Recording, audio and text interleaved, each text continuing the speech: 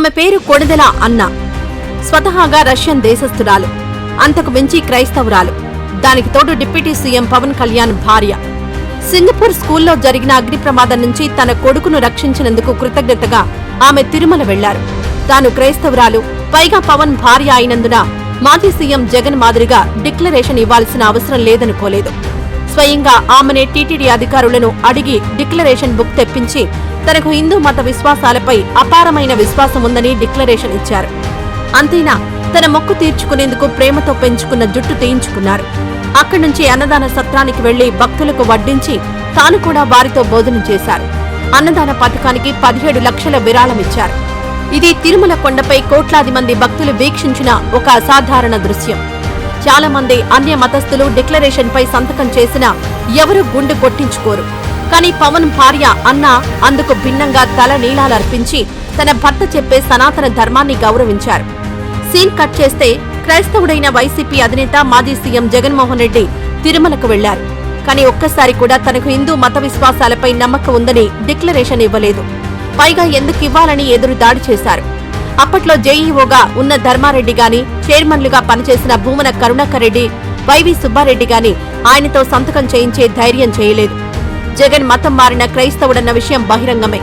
ఆయన కుటుంబంలో జరిగే అన్ని కార్యక్రమాలు క్రైస్తవ ఆచారాల మేరకే జరుగుతాయి.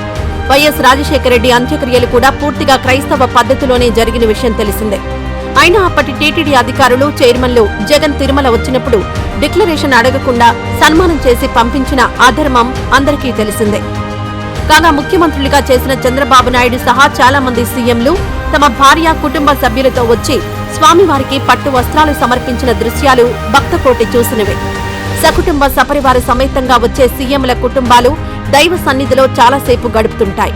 కానీ జగన్ పార్టీ స్థాపించిన నాటి నుంచి ఇప్పటి వరకు వెంట తన భార్య భారతిరెడ్డిని ఒక్కసారి కూడా తీసుకురాలేకపోయారు. స్వామివారికి పట్టు వస్త్రాలు సమర్పించిన సమయాల్లో కూడా భారతిరెడ్డి లేకపోవడంతో ఆమె క్రైస్తవురాలు కాబట్టి హిందూ ధర్మంపై నమ్మకం లేదన్న అభిప్రాయం హిందూ సమాజంలో బలపడింది. అయినా దానిని దిద్దుబాటుకు దిగేందుకు ఇష్టపడలేదు. ఇప్పుడు పవన్ కళ్యాణ్ భార్య అన్న నిఖార్సైన క్రైస్తవురాలైనప్పటికీ హిందూ మత విశ్వాసాలు గౌరవించడమే కాకుండా తలనీలాలు ఇవ్వడం అసాధారణ అంశం. పవన్ కళ్యాణ్ భార్య అన్న రష్యన్ దేశస్థురాలు. రోజువారీ దైనందిన కార్యక్రమాల్లో ఆమె క్రైస్తవ్యాన్ని అనుసరిస్తున్నప్పటికీ తిరుమలకు వెళ్లి గుండు చేయించుకున్న తీరును హిందూ సమాజం స్వాగతించడమే కాదు, నిండు మనసుతో ఆశీర్వదిస్తోంది. సింగపూర్లో చదువుకుంటున్న తన కొడుకు ప్రాణహాని లేకుండా సురక్షితంగా బయటపడినందుకు ఆమె తన మొక్కు చెల్లించుకునేందుకు తిరుమలకొచ్చినట్లు జనసేన వర్గాలు చెబుతున్నాయి. ఇప్పుడు అన్న అంశంలో జగనన్న పరిస్థితి ఇరకాటంలో పడింది.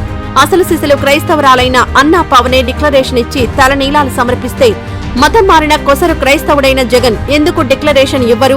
తన భార్య భారతిరెడ్డిని తిరుమలకు ఎందుకు తీసుకురారు? అంటే మీకు హిందూ ధర్మంపై విశ్వాసం లేదా అంటూ హిందువులు సోషల్ మీడియా వేదికగా ప్రశ్నల వర్షం కురిపిస్తున్నారు.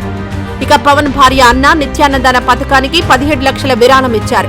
సీఎం చంద్రబాబు నాయుడు తన మనవడు దేవాంశ్ పుట్టిన తర్వాత ప్రతి ఏడాది మనవడి పుట్టినరోజు సందర్భంగా తిరుమల వెళ్లి అన్నదాన పథకానికి భారీ విరాళం ఇచ్చే సంప్రదాయం తెలిసిందే.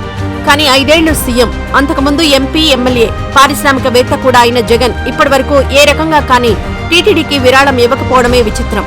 అన్నా కొణిదెల వచ్చి జగన్ కు ఇన్ని తిప్పలు తెచ్చారన్నమాట.